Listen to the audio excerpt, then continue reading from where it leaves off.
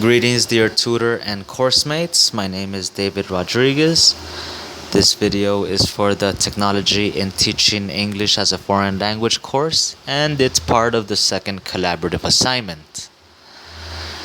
This video mainly covers gerunds and infinitives. First, we'll discuss some basic uses, and then we'll discuss when they cause changes in meaning, which is a little more advanced. Something else I'd like to share is that gerunds and infinitives are sometimes referred to as verb complements, and this is especially so when they function as objects in a sentence. Let's start with a review of what an infinitive is. Okay, an infinitive is to plus verb. Some verbs that are followed by an infinitive are need, want, would, like, decide, can't afford, appear, refuse, can't wait. For example, I need to go to the bank. I want to visit my aunt tonight. I would like to watch a movie. I decided to travel next year. Okay. Were you able to identify the infinitive in the foregoing sentences? If you said to go, to visit, to watch, to travel, then you're right. Let's keep in mind that infinitives are considered complements, so let's change the complement of these sentences and create new sentences. For example, I need to buy something at the store. I want to read that magazine later. I would like to call her tonight. I decided to sell my old car.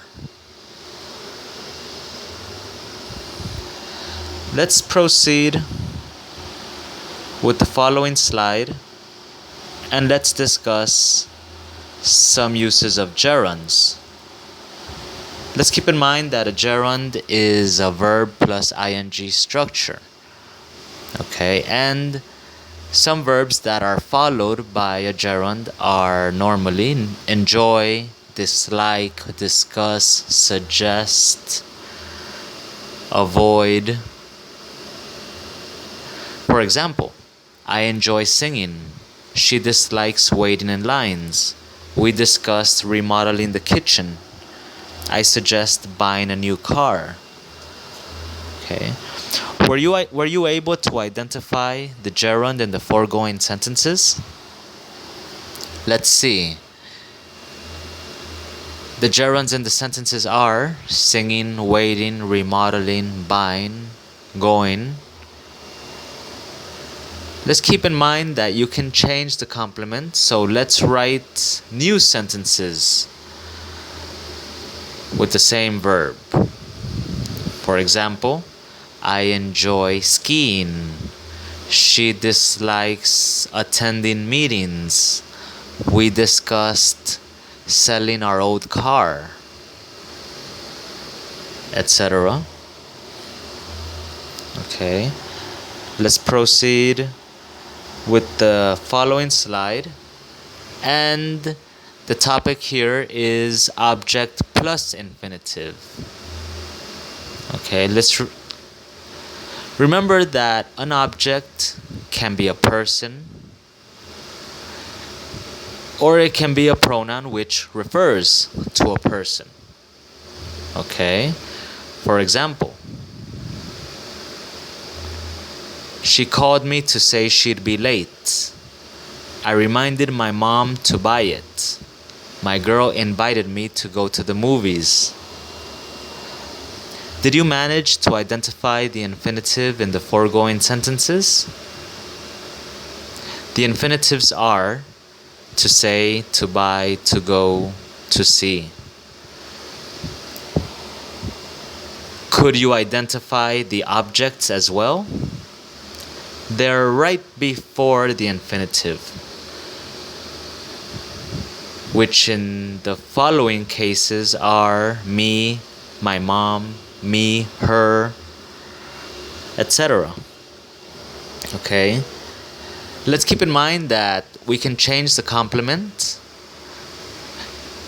In other words, we can change the verb. For example, she called me to ask what time I'd go.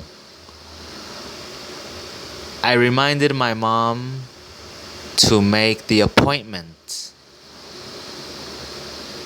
etc. Let's proceed with the next slide,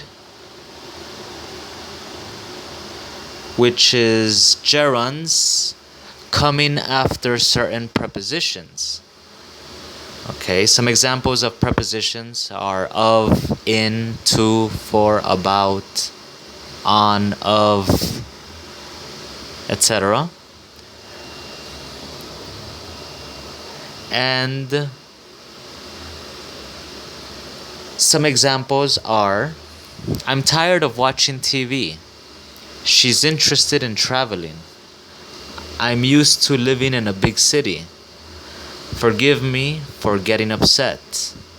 I'm excited about traveling abroad, etc. Did you manage to identify the gerunds in the foregoing sentences? The gerunds are watching, traveling, living, getting, traveling, meeting, etc. Let's keep in mind that gerunds are complements, so let's change the complements. For example, I'm tired of listening to that song. She's interested in studying foreign languages.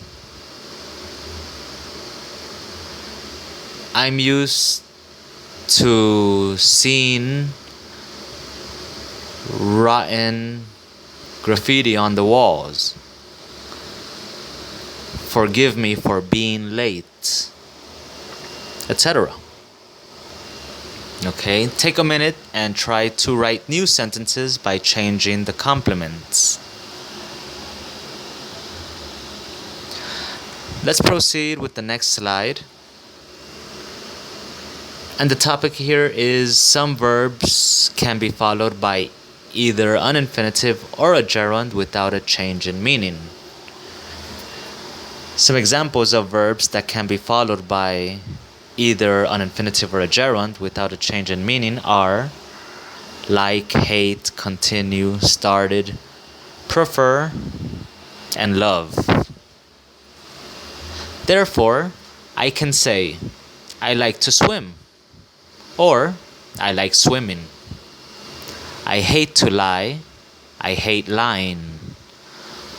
I continue to work there, or I continue working there. And as you can see, there is no change in meaning.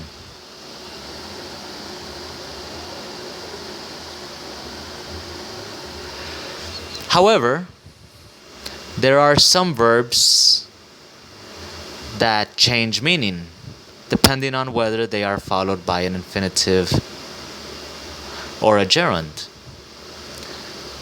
One example of this type of verb is remember. Okay, when you say remember plus infinitive, we're talking about remembering to do something. For example, remember to call your boss. It's a good thing I remembered to lock the door. She remembered to buy milk on her way home. However, when we use gerund plus remember plus gerund, it means remember a memory from the past. I remember meeting her. He'll always remember traveling abroad. I don't remember doing that.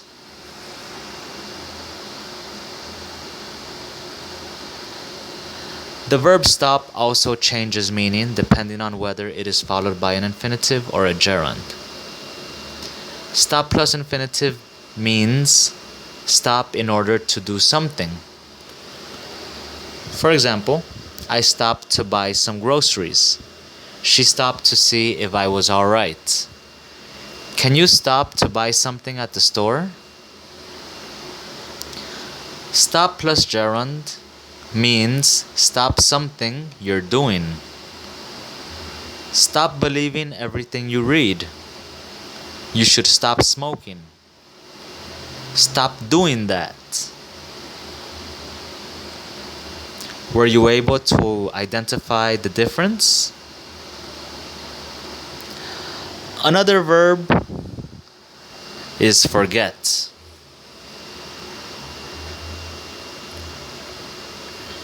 The complement changes meaning depending on whether it is followed by an infinitive or a gerund. Okay, forget plus infinitive basically means forget to do something.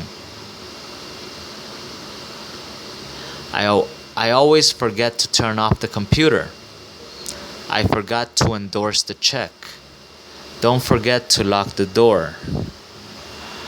However, forget plus gerund refers to forgetting a memory from the past. I'll never forget visiting the Grand Canyon. I haven't forgotten kissing her for the first time. I won't forget doing that, ever. Did you manage to see the difference between forget plus infinitive and forget plus gerund? I hope this video helped you, and if you have any questions, feel free to contact me. Thank you.